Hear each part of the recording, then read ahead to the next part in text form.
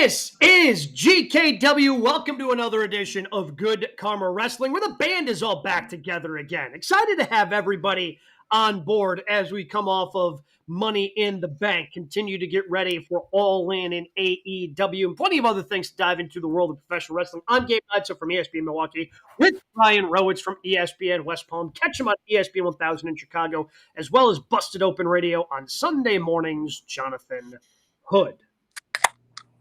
All right. All right, gentlemen, let's dive into it because it's still buzzing. Like I have had to text with people who don't really pay attention to wrestling, but this was a big enough story and this was the exact question they were asking me. R-Truth, shocking return on Saturday at Money in the Bank. Now going by Ron Killings, going by his real name, going by his government name of Ron Killings. So the question becomes, were we all worked, or did this just happen to come about because the crowd overwhelmingly wanted more of R-Truth on their televisions? It is the latter. It's because of us as wrestling fans that R-Truth, Ron Killings, is now in WWE once again after 6 days away. You know, Ron Killings had independent bookings ready to go. Yes. That he's going to sign and it's ready to go. He has merchandise. He's going to be like all the rest of them with a back table in some armory with his T-shirts laid out. Ron Killings, he's ready to go. So what happened is, guys, what I was told is like TKO and Mark Shapiro have no idea who Ron Killings is. What they look at is the budget and go, I don't know who this guy is. He's been around for 25 years. I don't know if he's an office worker. I don't know if he's a wrestler, but get rid of him. Just like some of the other guys that they got rid of. And Triple H had to sign off on it. And so it was about budget. They want to cut him. And, of course, we as fans said, no, you can't do that to R-Truth. And somehow, some way, he's back into the fold. Just remember, TKO is the beginning of this, but Paul Levesque has to sign off on it. Paul could have said, no, we can cut some other kids from NXT that we're not using or anyone else. But he was like, yeah, we'll do that. So when Triple H says in his press conference, you enjoying the show? You enjoying the show? He was part of this as well. So, no, it was not a work. He was gone, and then they brought him back because of us, the fans. Yeah, we talked about it last week. Like, R-Truth, Ron Killings is just a number to TKO. That's Like, right. oh, this guy, he's an older guy. He makes a lot. He's got to go. I don't even think it's so much the fans reacting. I think it's more the locker room when you have all your talent being pissed off. Being like, hey, we need this guy. Like, what are we doing here? So to anyone that believes it's the work, I just don't see how you could think that. He's the number. They moved on. He gets what he wants. It's a big spotlight now, but I don't understand how anyone thinks it's a work. No, because, again, I look at this a lot like I look at conspiracy theories, right? Sure. Like, okay, you start diving into conspiracy theories. I'm talking about like outside the world of professional wrestling. It's like, okay, like how many people would have to be working and lying and trying to cover this up for it? And a lot of times that's where a lot of conspiracy theories fall apart. It's like there's just way too many people. Somebody would have had to have been talking. And like Truth is really good. I don't know if he's this good of an actor where he's telling people personally that he's going. They've got his kid working on social media being pissed off about that Triple H comment that Hood just mentioned of, hey, no, this is like our family's lives. Like, and now it's, all part of the show. It's all part of the entertainment. Hope you like it. And that's why, again, we can have a larger conversation at a different point in time about how pointless these post-match, press conferences are, especially in WWE. When, they're trying to keep the illusion of kayfabe alive in 2025, which is damn near impossible. And you're telling me Triple H, like that could not have sat well with some people in the locker room. Like, oh, okay, now we're going to pretend that we bleeped with this guy's life and released him, or didn't release him, but didn't renew his contract. And, now we're just all supposed to believe that Triple H is some sort of genius. Like, no, and Triple H has done a good job. He's not that smart. Like, I don't think he's that smart to manipulate the locker room and all the fans and doing all these things. So to me, there's no way it's a work. And I think that was also evidenced where they didn't really have much for Truth to do on Monday night other than cut off his braids. Like they moved on. They moved on with Cena. Cena's doing his thing with CM Punk because the Cena retirement tour has got to continue, and it doesn't have space in it for another R-Truth match. So they moved on with Cena, even though he came back and cost John Cena. And now I don't know, and I don't know if they know what they're doing with Ron Killings. as now he cut off all his braids and is going to be going by something else. Well, that's the thing. To that point, if this was this giant elaborate work and Hunter worked us all and he worked all the media and did all this, what's the end game? Because you say, all right, we're going to release this guy, 50-something years old, comedy wrestler, hasn't done a serious match in over a decade. Fans are going to be pissed off. He's going to come back. It's going to be a moment. And then what? He's not beating Cena for the title. So, like, in this, it's a work scenario. Where would it have ended? Well, exactly. It's a great point. And so, I've been saying on the show, many shows, that I wanted Ron Killings to show up at WWE because that's a different character than R-Truth. The Ron Killings TNA was NWA champion, and he was kicking ass and taking names, and he was a serious character. He kind of just fell into this comedy character. And what we saw in Phoenix was a guy that says, you know what? I've been this jokey guy for a long time. Now I'm Ron Killings. Now, listen, at age 52, I don't know what that means. Like, I don't know if he can be that bloodthirsty, like, aggressive guy that he was in NWA TNA. I just know that I got a feeling that we're going to see Cena and Killings down the line. Ron Killings is not going to beat John Cena, but I guess I got a feeling that Ron Killings, the character, will have a shot at Cena. It won't be the 3-minute nonsense we saw at Saturday night's main event. So I think down the road we might get a rematch here. Really? Yeah, I do. He's got what was the number now? 16 dates left? 17? Yeah. Well, he had 18. I think he said 18, so he's down to 17 because 18 would have been Monday Night Raw. That's only going to include a few matches. Punk's going to be there. We assume Cody gets another one. That's bold if you put Killings on there also. I look at it this way. So Ron Killings cuts off his hair. He says that I'm Ron Killings now. So what's his direction? It's got to be pissed at John Cena, though. Still pissed. Sure. So he's going to get some kind of revenge. One match, a series of things that's going to happen. I feel like he's going to have one more match. Again, he's not going to beat Cena because the only way I can book this is, and God forbid, like Ron Killings beats John Cena and then Seth cashes in. That's the only way that I can see that happening. Yeah, I guess that's a route. Yeah, that's just do we also know that Ron Killings is going to be around for a long time? That he signed a multi-year deal, or is this just kind of something short term? 2-year deal. 2-year deal. Okay. Because I was in that same belief, Gabe, where like all the reports early on was that contract wasn't being renewed, to where I thought, oh, maybe they're just letting them play out the string here. Well, because I think everybody online had the same idea of how hilarious would it be if he just showed up in AEW and then just went up to all the old WWE guys and, like, hey, where have you been? Like, how come I haven't? And honestly, like, I saw that enough online where I'm like, I wonder if Hunter saw this and went, that's actually a pretty good idea. We got to prevent this. Because again, his contract expired. When your contract expires, It's not like the non-compete kicks in the way you do when you're released from your contract. So, if he was able to do something like that because the contract expired, I don't know if they panicked, but if he signed a 2-year deal, then obviously they have or they're hoping to have some longer term plans for him.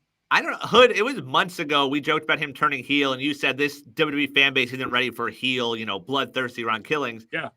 Aren't we a month or so away of fans being bored of him when he's not cracking jokes, when he's not doing some of that stuff? Like, this WWE audience, Bryan Daniels said it best, they're fickle. Do they say, oh, this isn't who we wanted? I mean, look, I'm excited about it. And I'm sure those same fans said, I don't want to see the New Day be heels either. Right. But somehow, some way, this is Ron Killings. And I relate Ron Killings to John Cena. Okay. In this way where Ron's like, can I get a run as me? Like, sure. John was a heel years ago, and they asked him, like, Cody's not going to turn heel. John, you want to turn heel? Yeah, I'll do that. Sure. Because maybe Ron just wants to have some fun. I don't know. But here's where you're going to be right, Brian. You're going to be right because Ron Killings, the ass kicker, is going to be a strong character. He'll make his merchandise. And then 6 months down the line, 8 months down the line, they won't be using him on TV as much. Right. So I mean, he's going to be around because his coworkers wanted him around. And so I don't see him like being in a championship picture anytime. Right. So I think it's the right move, though. I'm glad they did it because his teammates wanted him there. So I think he's a good locker room guy. I think the point that you guys made about Yes, I mean the crowd reaction was strong. Yeah. But I'm guessing the locker room reaction was stronger. Yes. Of, hey, we can't risk pissing our workers off and making everybody question, oh man, they're letting Truth go? What does that mean for me? And I think that's something that they legitimately had to deal with behind closed doors. Yeah, Kathy Kelly had a segment posted after the show started where she got emotional. Like, she was choked up. Like, Ron Killing is back. R-Truth is back. Like, it means something. I'm sure it sucks if you're the rest of them, like the Carlitos of the world. Like, wait, can I come back also? But, sometimes the numbers don't matter and the personality stuff does. I just want to make sure it's very clear on the show that, and I say this all the time, WWE didn't have to cut anybody. They don't. You can reallocate these wrestlers or behind-the-scenes people to other places in the company. But just remember, Paul Levesque signs off on these things, right? So you know that it's on him because The Miz is still around. The Miz clearly, Gabe, could be like someplace else in the Indies or some other company. He's been around for 20 years doing, and the last, 5? Nothing much. Why is he still in the company? Because Paul Levesque wants him there. With R-Truth, Paul Levesque was good with that. Like, TKO wants him gone? Okay, I'm not going to fight for him because he's been around for 25 years. Just remember, Paul Levesque is the one with the pencil with this. Oh, he's yeah. Very good which is ignorance. And on a lot of things, it seems to be a constant trend with him. I didn't know nothing. I haven't read that. Like, yeah. Well, I didn't know. This was the plan all along. Yeah. Because you're enjoying the show. He's such an ass. Could you imagine that in the sports we cover every day? Right. Just like well, that's the thing. Does he think that makes him more endearing to the fan base when he says something like that? Or if it doesn't matter because not enough people are watching, like, again, it brings me back to why the hell are we doing this? What if Goody says in the press conference, hey, you guys cut Alexander. Why'd you do that? Jair Alexander. You guys enjoying the show? Yeah. No? Just keep watching. Yeah, why did you cut Jair Alexander in June? Why didn't you do it before the draft when you knew he wasn't going to be back? You guys enjoying the show? All right. Could you imagine that answer? You would have hit the roof. What do you mean by enjoying the show? And again, R-Truth's kid. Good for R-Truth's kid going off online about what the bleep you talking about.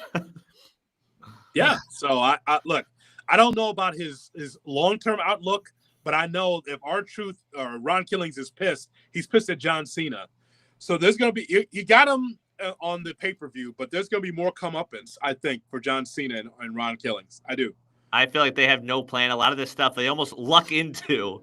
And I think this is one of those, like, hey, we got the moment. Everyone's excited Saturday. It's like, oh, crap, we got to keep booking this now? Like, well, but that's because, again, that's the thing. Like, the John Cena train had to keep rolling because obviously CM Punk was the plan for Night of Champions in Saudi. So it's not like you can really pivot off of that because you only have a certain amount of John Cena dates. Yeah. And Cena Punk is not one that you wanted to pivot off of because I'm sure they have at least a rough outline of what they want this to look like. All the way until John Cena loses the championship before he actually formally retires. Unless, is there a way, there have been a lot of online discourse about Punk and whether he actually wants to go to Saudi. Do you pivot off of it, do some sort of injury thing?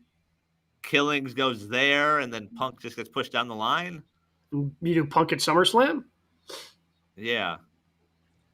I doubt it. Punk wants to go to Saudi. What? No, he says, you've seen some of the stuff. I've seen a lot of the stuff he said over the years. He's been very outspoken to people like The Miz, like you mentioned, about going over there. I recall him saying that. And all of a sudden, the money got better. Oh, turns out the internet doesn't forget. I've seen that stuff. It's like, something about a blank blood money. Yeah. Okay.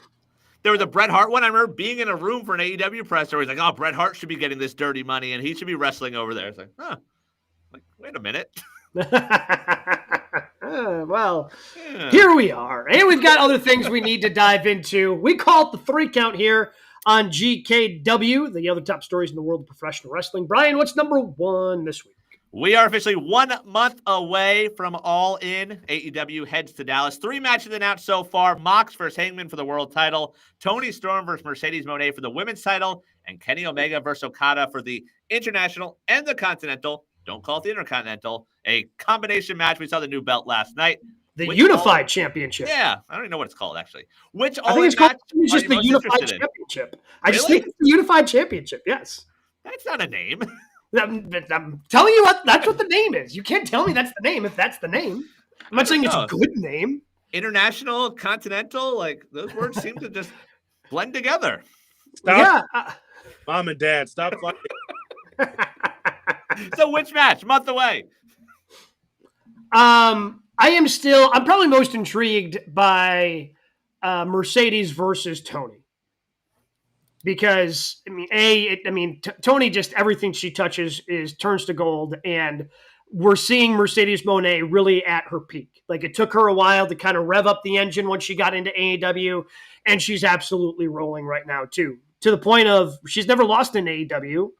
Will she lose in AEW? Is she going to have 2 championships? I'm more intrigued by the outcome of that than I am Hangman and Mox. Although last night certainly helped, I think, build the intrigue. But right now, I'm still on the women's championship matches, the thing that I am looking forward to and interested most. I agree 100%. Because I can't call it. I don't know who's going to win this match. I don't know. So Toni Storm obviously has captured our hearts and our attention because it's more than the wrestling. It's the entertainment factor. It's just all the things she says on commentary. She's just so damn entertaining. She's a complete package. And Mercedes Moné is so good, whether it's in New Japan, on the Indies, AEW, that I don't think about Sasha Banks anymore. For those Sasha Banks stands, and there's still accounts for Sasha Banks, please come back to wrestling. Like she's disappeared. She's wrestling, actually. With all these championships, all those titles means that she's wrestling someplace. I don't think about Sasha Banks anymore. I think about Mercedes Moné because more times than not, she's giving you quality matches. She has proven herself and then some in AEW. So that's why I'm really intrigued with that matchup. And I'm surprised as we do this show now that we don't have more matches for Texas that's been unveiled. What's taking so long? Yeah, it is weird because it was a big, long ramp. So we thought it would lead to more stories. That's why even with the women's match, I wish they were doing more on the mic. I guess you run the risk of getting tired of it, but let's do more for that story. And they've done an awesome job last night with Kenny and Okada. The way Dynamite signed off and also that video package. They get a lot of slack about not catching fans up and filling them in. Last night, if you watch that, you're oh, I get it why that's a big deal now. That was an awesome job. The other one I throw out there that isn't announced, but it feels like we're going there after last night, Bucks versus Ospreay and Swerve. They're telling stories there. I love what they're doing with Ospreay and Swerve. Obviously a hell of a match last night, which isn't a surprise to anyone. But to do it like that was the theatrics we talk about, where it's oh, that's storytelling. Swerve standing there and then Ospreay taking the bullet. That match, I feel like, is really going to deliver in a month. Yeah, obviously, like you said, it hasn't been announced yet. But again, even the little things, they, then on Collision, they got to stop with these 4-hour shows on Wednesday nights, man. Can we not? Yes. But anyway, if you happen to miss it because you was on so late last night, the segment that they did with the Bucks confronting Hangman, and yet Swerve is obviously in the doctor's area or in the trainer's area attending to Will Ospreay. Because now he's so concerned about Ospreay. They butted heads to the point where they had to have the match. And now he's so honored that he took the bullet for him that he's back there with Ospreay as he's being attended to.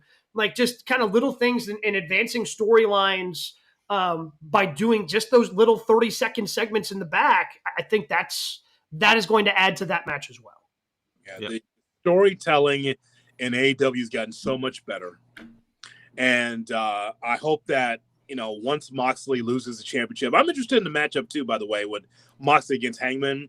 I think I'm ready for it now than Texas. Just anytime now, just put that match on. Because I want to see how many cronies, how many people will help Hangman Page win that championship.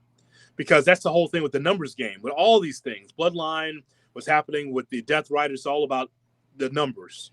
So how many people will help Hangman Page win that championship? And I think that's going to happen in July. So, but I would agree that Mercedes and with Mercedes and Toni Storm, that's at the top. Yeah, but why are we not seeing? I think 6 is the number that helps him. By the way, Why are we not seeing that anymore? Like from a storyline standpoint, remember early on in Death Riders, you had, Johnny Hungy and his nunchucks, like the whole locker room trying to fight off the Death Riders. Why is that stopped? It's a great question. I think we're starting to see more, but again, we're seeing a lot of those people come to the aid of different people who are getting attacked, right? Like we had that segment last night. So I think between the ops, between Willow, Swerve, and Osprey, that gets us to 6. Oh, look at that. I think those are the 6 that are ultimately going to help Hangman Adam Page win the championship. Statlander, she's sort of on the fringe now. She had a moment last night. Again, if you missed it on the 17th hour of AEW, her and Yuta had a backstage thing. Maybe. Yeah, maybe again, maybe you woke up this morning, happened to see, the final moments of Collision as it was airing on TBS last night. I just hope they're not burning these towns out. I'm just saying, like, if you're Portland and you rarely get AEW, you got 4 hours of it. If I'm not mistaken, was there an overrun last night? I don't remember. It's so late. I don't remember either. I think it was over 4. I think it was like 4 or 5 minute overrun. Last week was also. How do you have an overrun when you've already got 4 hours? You don't go 4:08. You don't get to go 4:08. Super Bowl's not even that long. Also, Mox and Hangman is what it is. That's definitely the main event. Yes. Yes. Yes. Yes. Yes. Unless Mox is winning. I agree. If Mox is winning, you can't put it on last. Well, what is the main event? If Hangman wins, it goes on last. If Mox is winning, then you put the women on last. You put Mercedes versus because they're like, even though technically I would think that Mercedes is the heel in this situation, right? But I think the crowd is going to be excited no matter how that match ends because I think it has the potential to be one of the best women's matches in AEW history. B, Mercedes, despite being a heel, is over enough where even if she ends up winning, the crowd's going to go crazy. And I mean, if Tony wins, everyone's going to go crazy if Tony wins. So I would say yes. If Hangman is winning, you can put it on last. Otherwise, you put the women on. I agree with that. I mean, they're definitely doing a good job of hyping Kenny and Okada to where it almost feels like a main event. Well, so I guess that's the interesting thing. So is this because there are just so many championships, and I'm glad they're like unifying this into one because you had to kind of clear out some of the clutter with as many championships as they have in AEW and ROH and all these different things. Like, is the way that championship is designed. Now, it's been a minute since we've seen it, but I do believe it looks a little similar to the AEW World Championship. Is this kind of another heavyweight-ish type championship where you have a Collision? You have one that's going to be on Collision, one that's going to be on Dynamite, and you kind of have the 2 world championship situation the way WWE does? Because that does not look like a mid-card title to me. That looks like a pretty main championship. It's very similar to what the AEW Women's Championship looks like. So it feels like to me like that's more of a upper tier championship versus a mid-card. Yeah, that's that good old max deal money to upgrade the championship right there, buddy. That's a good max deal money. That's what that looked like to me. Say that. And actually, I think, Gabe, you booked a good idea. I think for a post All In, I think that's a good idea to be able to have like a champion that you could depend on every Saturday or for wherever Collisions go, wherever it ends up, and then one for Dynamite. And so I got no problem with that. I'm glad that they're putting those 2 championships together. And I would agree, Brian, by the way, with Okada and Kenny. With Kenny Omega. The show was so long they could have showed a half hour of highlights. Right. I liked the promo package, but they could have just kept going.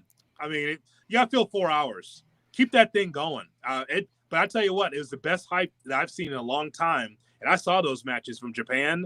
Man, I can't wait for that match. Hell, if that goes first, who's going to follow that? Also, how do you tell those guys they can't do an hour in Dallas? I mean, maybe that's why they only have 3 matches announced. Okay. Yes. Okay. Well, I mean, look, this All In is now like the biggest show in AEW because that's when they do the stadiums. But in the 3 matches you have booked, 5 of your championships are tied up in them. Yeah. You have 5 different championships tied up in just 3 matches because you have the TBS champ going up against the women's champ, 2 champions facing each other for a unified championship, and then obviously the World Heavyweight Championship. So realistically, I don't think there's too much more you have to add to this. I mean, you mentioned the tag match, but I don't know what else needs to be added to this to make it feel bigger. Yeah, so you mentioned Bucks versus Ospreay Swerve. It looks like we're getting Cole and Fletcher for the TNT title. Mm-hmm. Hurt Business defend the tag titles against someone. Sure. Yeah, that can open the show. Sure. Do we need anything else? It'd be nice to see another women's match. What's the latest on WrestleTix? What, 22,000 in Dallas? I think they jumped up after it was announced that we got the Kenny Ospreay. Because the reason why I'm asking is because if it's about 23,000, Gabe, then you know what? All right, that's enough. That's enough matches. You don't get 15. Because if I can't break 30, then you only get a handful of matches. That's good enough. A day ago, tickets distributed 17,485. So about 3,500 left. It had jumped up in a week. They had sold 1,400 tickets. Yeah, still a little thin for me. It's set up for a little under 21,000. What's Globe Life? What is that, 40,000? I mean, it's a baseball stadium, so yeah, with everything you do, you could probably get 40,000 in there if you really wanted to. That's all right. As soon as AmFam Field gets their shit straightened out, we're gonna get a full house in Milwaukee. Oh, I'll be there. Can't wait. Whenever it happens, me and Hood, we are not gonna miss it. I love that stadium. I can't wait to see wrestling in there. That's gonna be great. They'll roll the Crusher and his statue out there. Oh yeah, you got to bring, of course. You can't have a big wrestling event in Milwaukee inside AmFam Field without bringing that statue in. Kidding me? Does Silas Young bring it out? Is that how it works? Because he has to be part of it. I mean, naturally. Exactly right. See, right. Like Brian doesn't even live in the Midwest, and he I'm gets aware. it. He gets it. I can't wait. All right, Brian, what do we got? Number 2 in the 3 count this week. Right back in the WWE Monday night, sort of a surprise. Jey Uso's world title run is over. Gunther, world champion once again. So as we look back on the Jey Uso title run, give it a grade. 51 days. Yeah. Look, he was smiling the entire time. I mean, he's had this written for months. What was your favorite title defense of Jey Uso's during this run? Had 2 or 3. That's unfair. You want me to go through the whole Rolodex? We have time. There was the DQ loss to Rollins on Raw. He beat Logan Paul in 9 minutes, and then he lost to Gunther. That's it. Main event Jey. Oh, my God. Just a bad guy. I can't believe he's reveling this much in Jey Uso losing the championship. I mean, I guess I should believe it because, like, he just, crapped on it for all 51 days. I saw his tweet. Like, if I could have disliked the tweet, I would have. From what he tweeted, I don't know if you saw what he put on Monday. I believe it was like I think it might have been from the official WWE account. Brian, is that what it was? That what you quote tweeted? Oh, I don't even remember. Like, how do you see the match going? Brian said, "Yeet, super kick, yeet, bad spear, match over." What? That's not a Jey Uso match. Him and Jimmy reunited again. It's good run. That is a C+ effort. That's nice. It is. Because you know why? Because Jey Uso shined my apple, put it on my desk this morning. It's okay. It's pretty bad. It's a pretty bad title reign. And so here's the thing: the reason why I even put up as C+ is because he captured the imaginations of the fans. The fans wanted him to be champion. And once again, another example. Check the box, guys. You are the guy, the champion of the fans, but you're not the company champion. You are the champion, but you're not the guy. That's what Jey Uso is.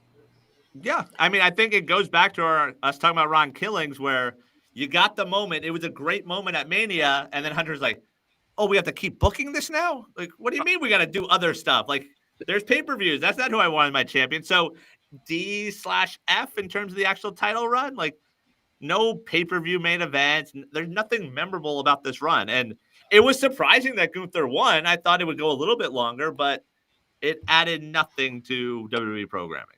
So does this telegraph Gunther versus, because I keep seeing rumors about Goldberg having that retirement match.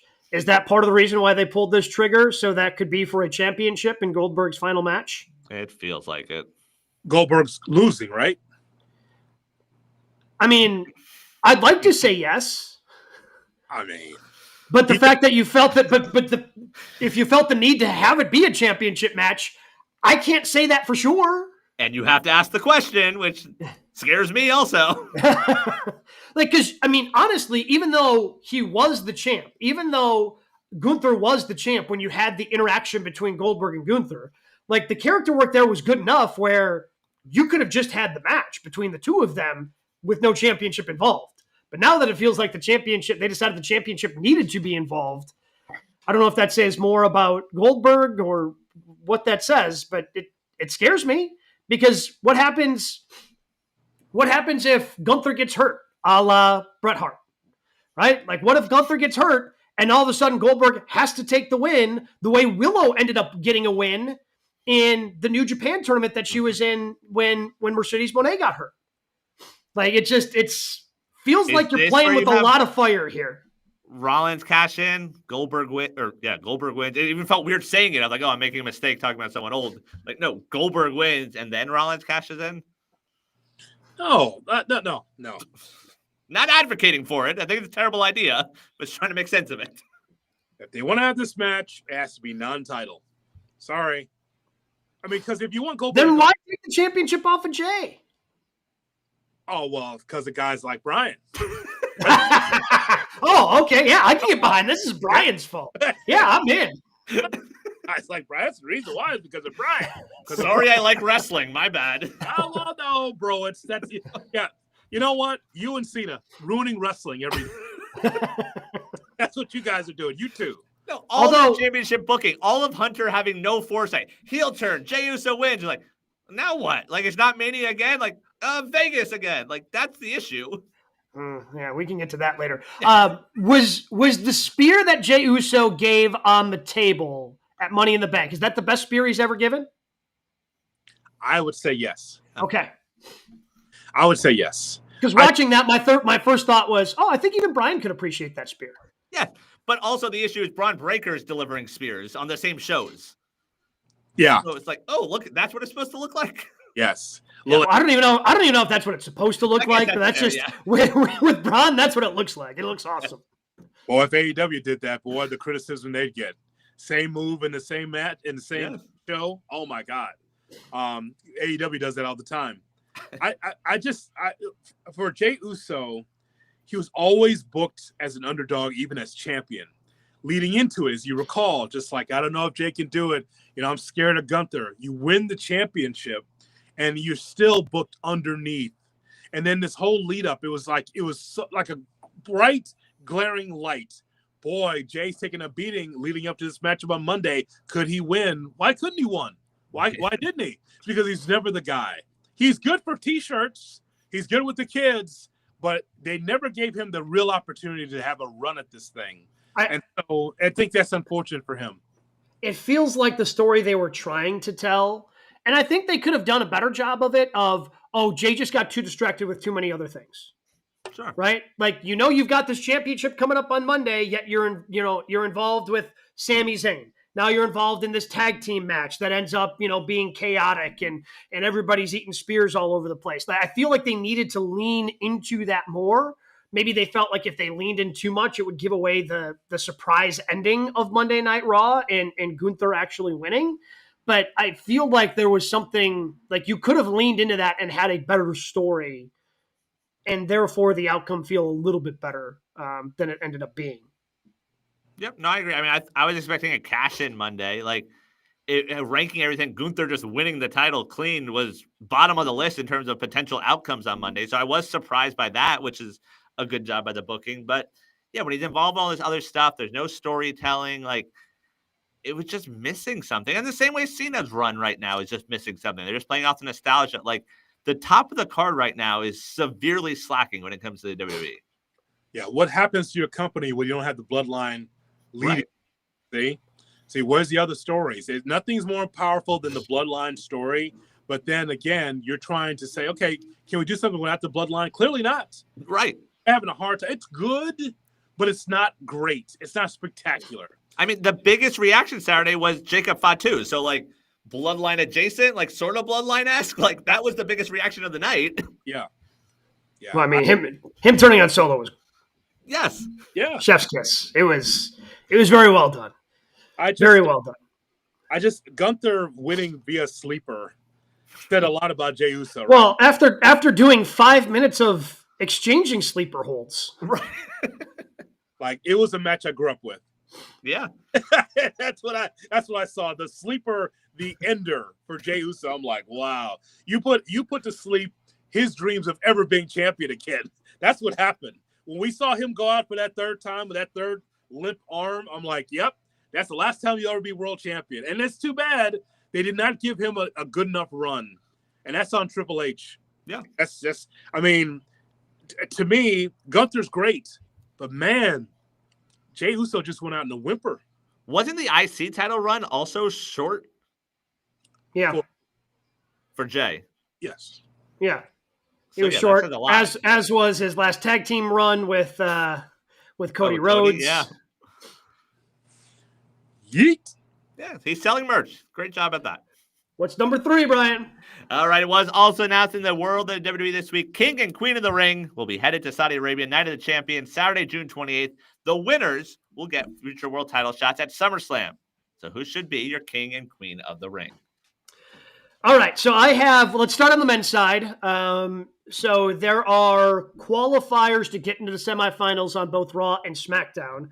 Obviously, we already saw Sami Zayn win his Fatal 4-Way with Penta and Braun Breaker and Dirty Dom. So he is there.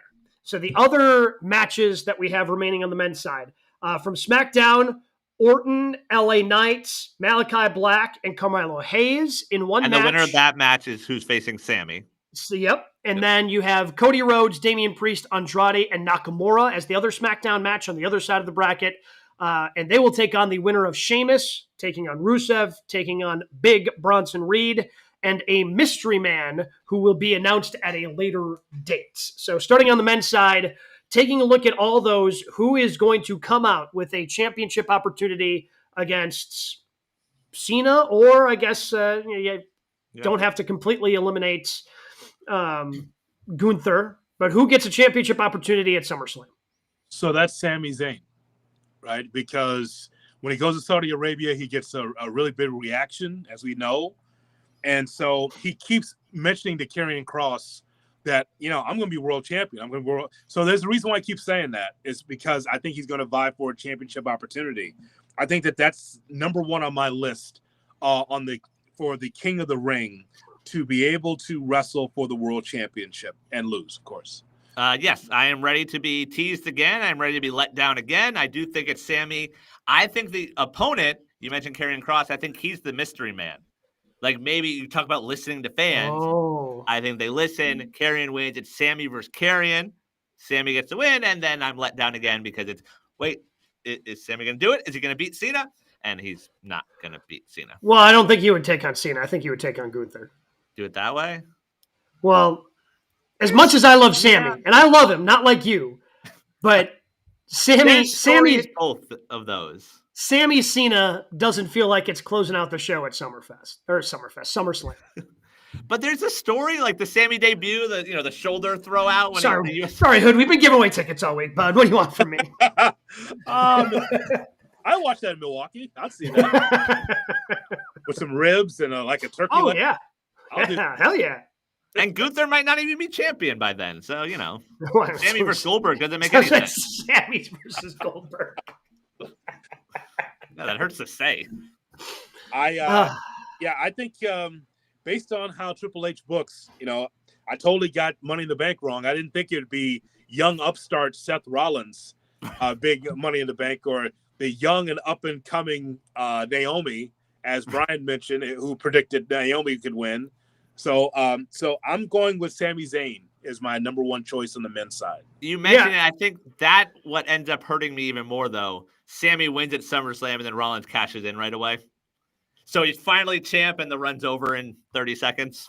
Oh, kind of the Daniel Bryan treatment. Yeah, I can see that playing out. And then Cena turns babyface. What happens then?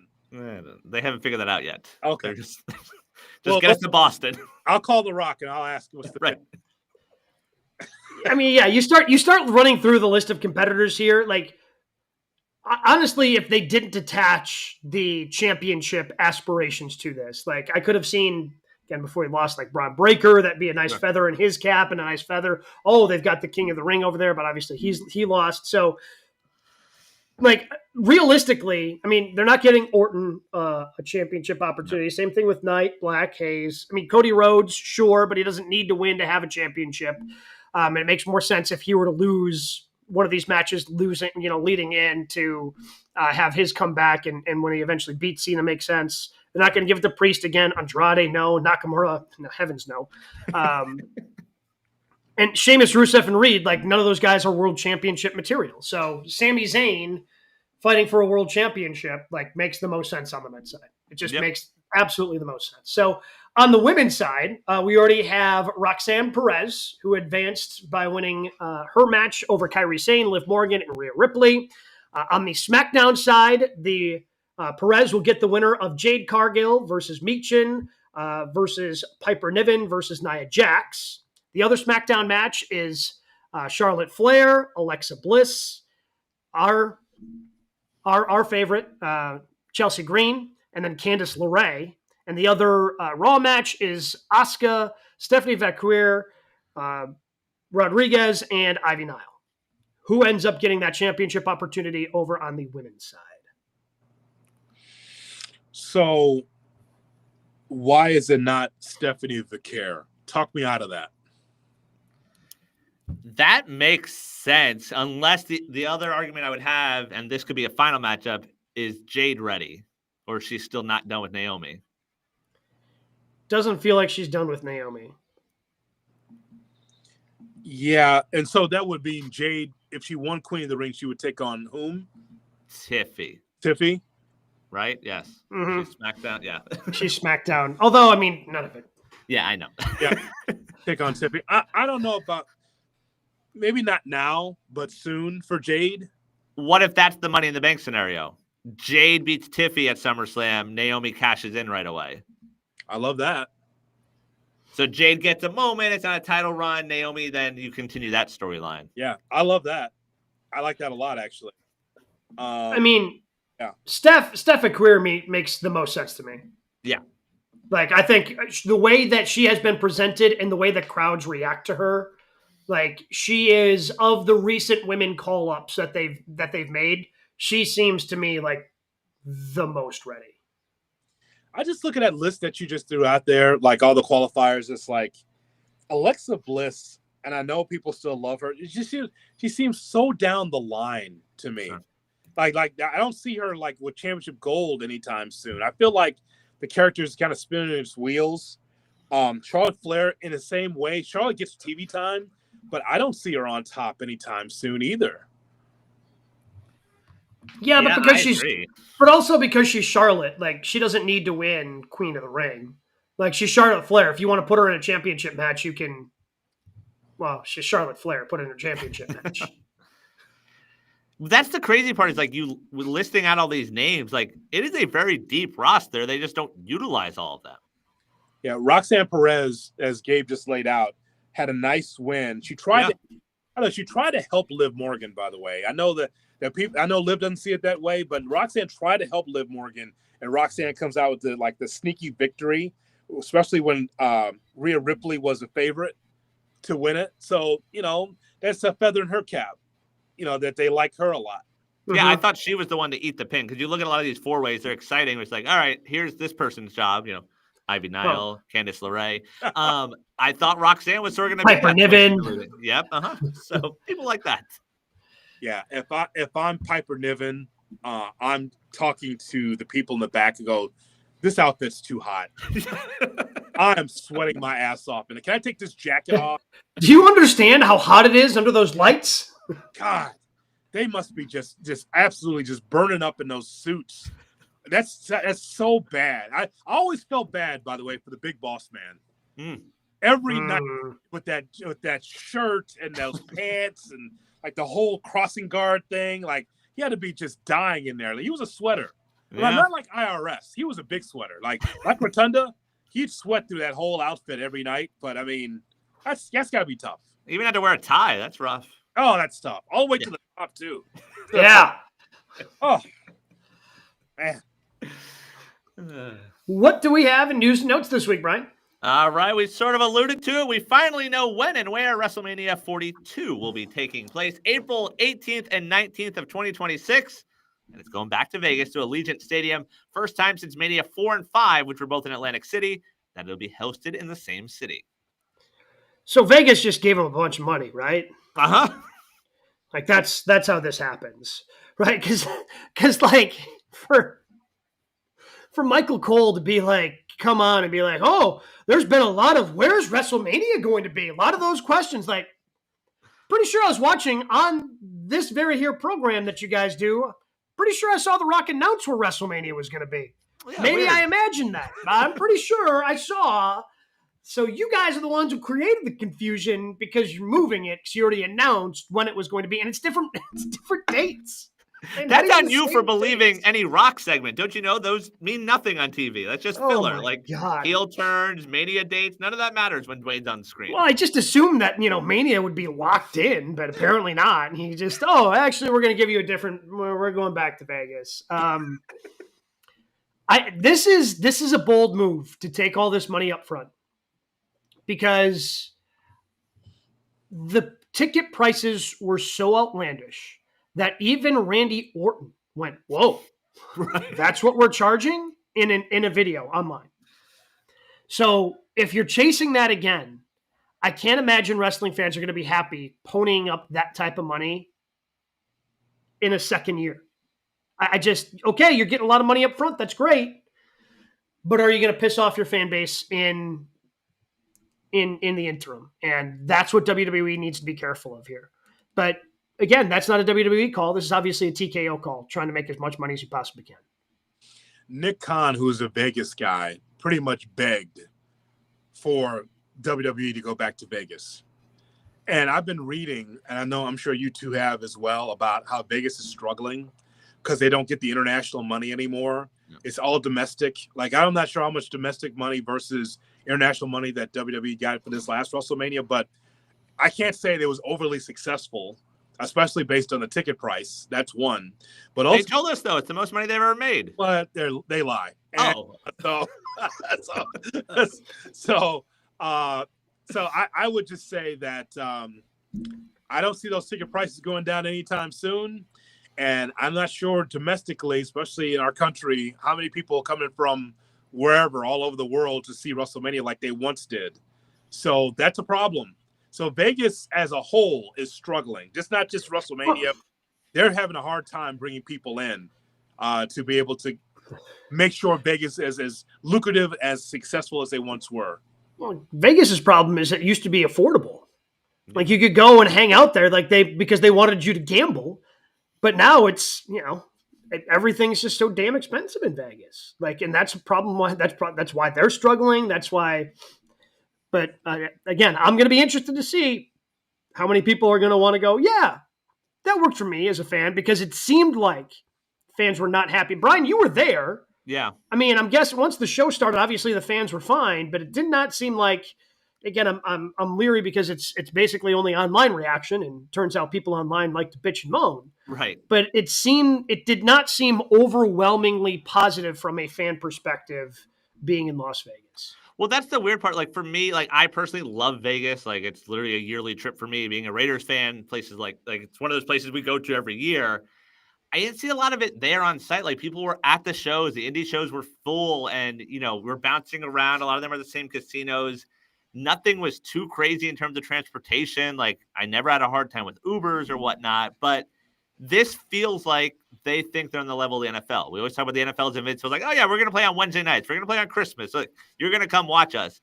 That sort of feels what this is. Like, oh, yeah, give us your pay-per-view money, and we're going to give you 5 matches. Like, I don't know if they're as indestructible as they think they are the way the NFL is. I haven't looked, and maybe I just need to go on WrestleTix.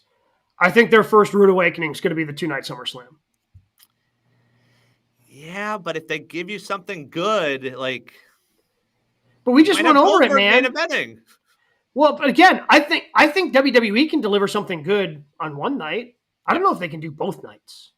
Oh, no, I agree. And that's the other thing. Like, I think looking at WrestleMania, like, after 2 nights, we're like, well, one of those nights sort of sucked. Like, that might hurt them more than anything else. Well, again, we went through it and went, yeah, there's enough here for one card.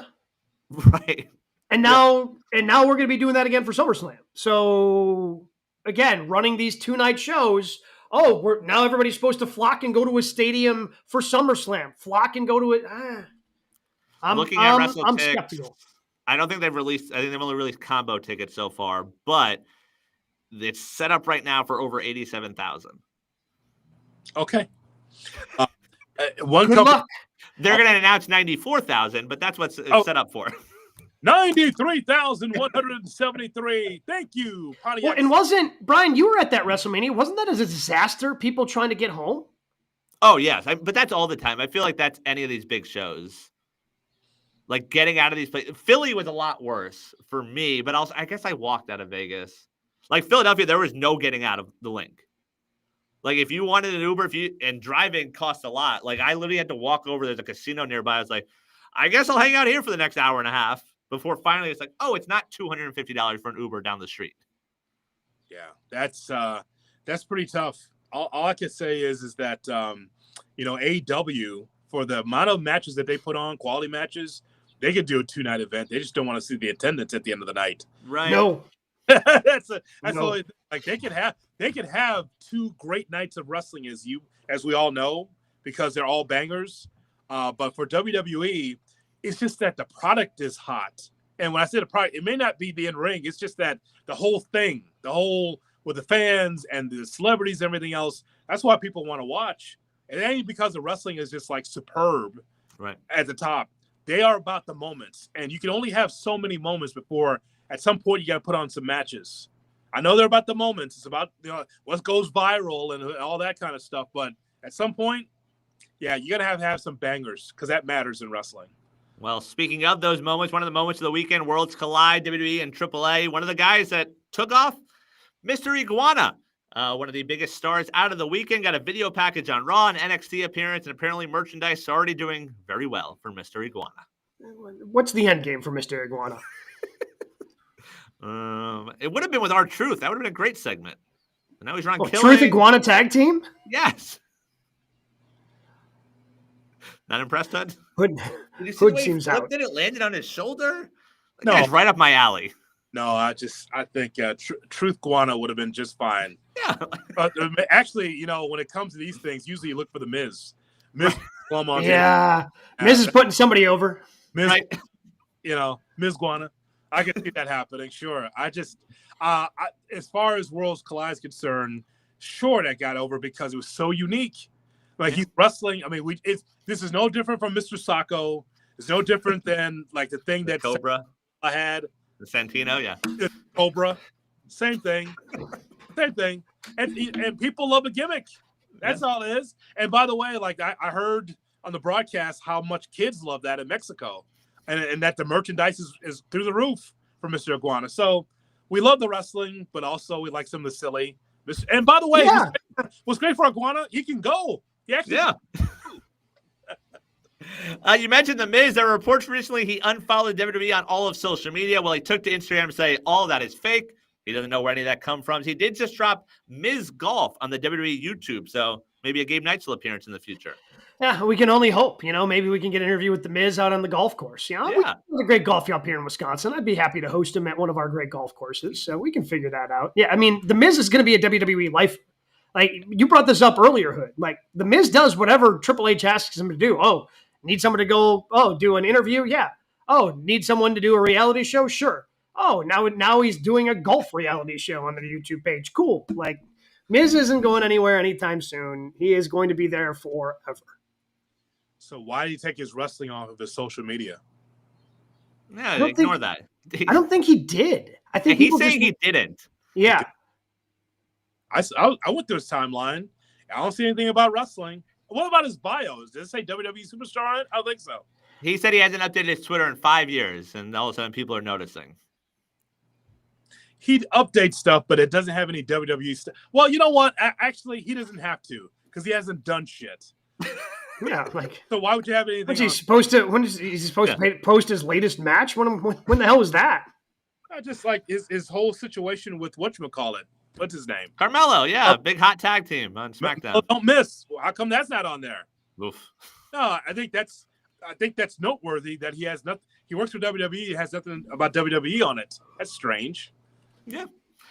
Finally, news and notes. Wrestling Observer reports that the 4-hour block of Dynamite and Collision over the last couple of weeks is because Warner is working out the best time slot for Collision moving forward.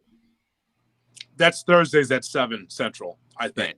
It's not 10 p.m. Eastern. I can tell you that on a Wednesday. No, but we talk about this all the time. If a company says, "Hey, could you give us an extra 2 hours?" It's like, yeah, sure, no problem. And I don't blame AEW like that. You know, hey, this is the TV time that you were given. This is what you got to do to be a successful company, is put on these TV shows.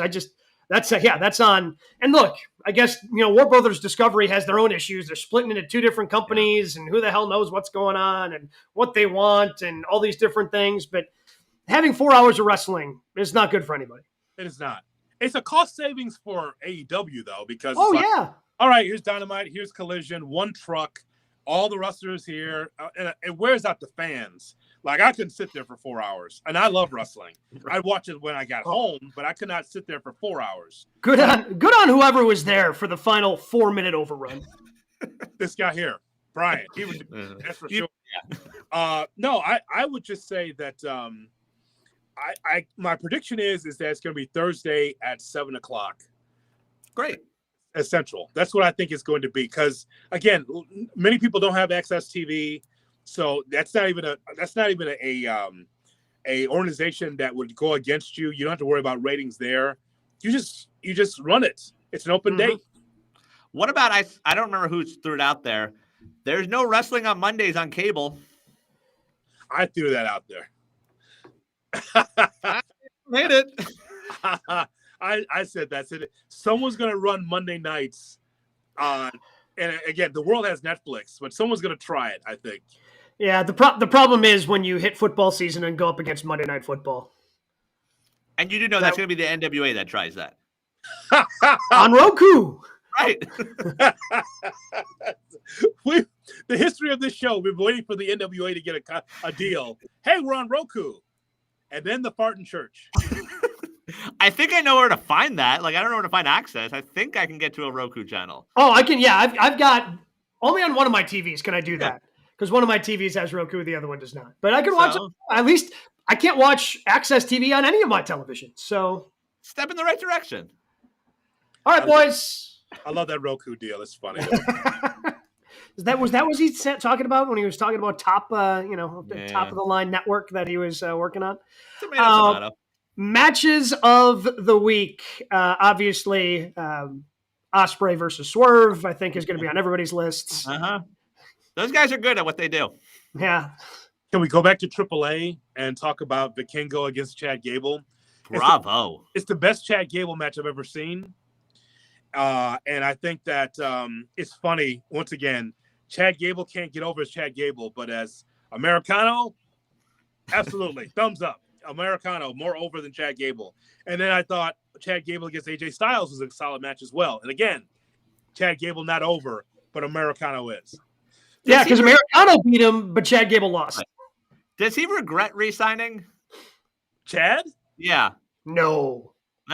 He'd be in the middle of he would be lower middle card in AEW. He'd be Josh Alexander, I guess. He'd be on Collision. Yeah, all right. He's getting TV time as 2 characters right now.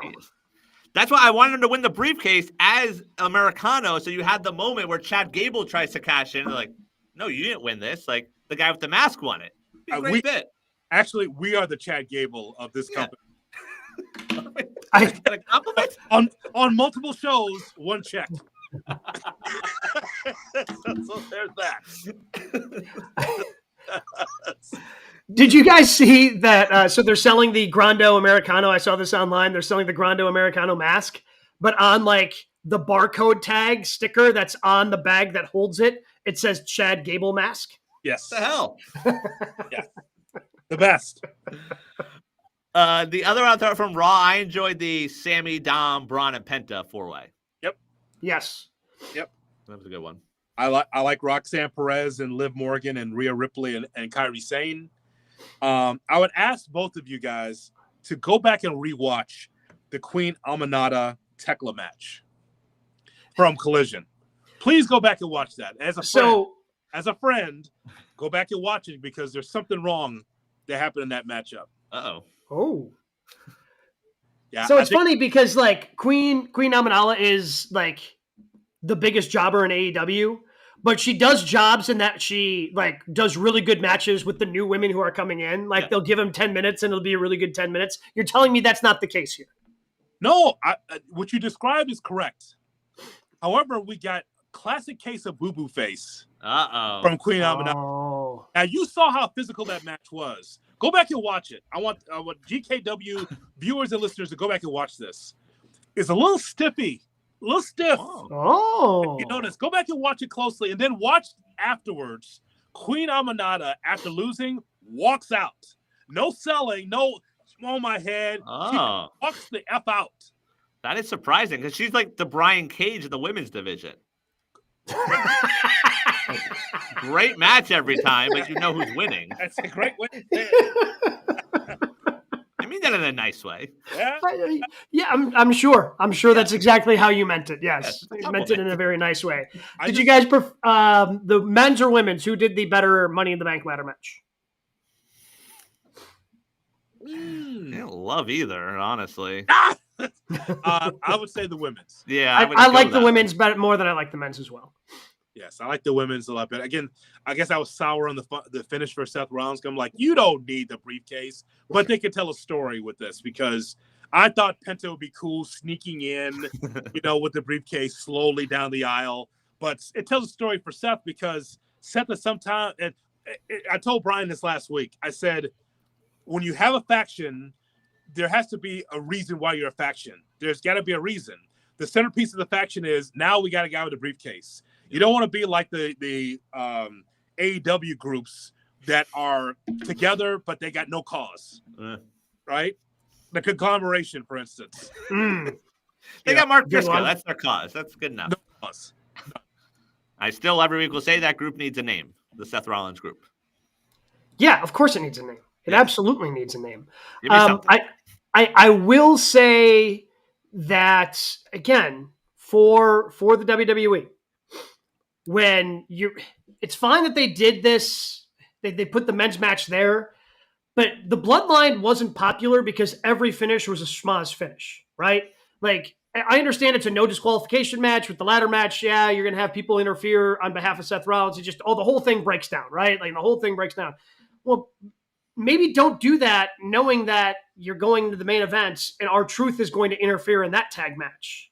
Like, we don't have to do all this interference and to do it back to back. It makes it stand out even more. That's all of their matches, though. Like, I feel like if someone looked at the percentage of WWE matches that don't have interference, it's going to be pretty low. It's where Triple H learned. Yes. That's how you learn. DQs. And by the way, John Cena getting older by the minute in matches. Oh boy, this might can't even protect him in tag matches. Yeah, I'll give him credit. I think this might be the best that we've seen from Cena, only because he was in a tag match with Logan Paul. But boy, singles, not good. No. The moonsault that Logan Paul did onto the table was insanity. And the drone shot thing was cool with Cody. Oh yes, I enjoyed that. Yeah, so again, some fun creative things, but again, we don't have to. Again, if AEW would do this, they'd be crucified. But again, Paul's a genius, and everybody's enjoying the show, so nobody's got an issue. It was fun, boys, having everybody back together. Summer of wrestling, a lot of good things. Like Rowitz said, 1 month away from All In, getting closer to SummerSlam, and we've got King and Queen of the Ring now. So plenty of things to dive into the world of professional wrestling. Make sure you check out the YouTube page if you've missed anything, any of our past interviews, youtube.com/@GoodKarmaWrestling. Wrestling. You can find it all there. Like it, subscribe. But we'll be back right here next week to break it out down, everything pro wrestling on GKW.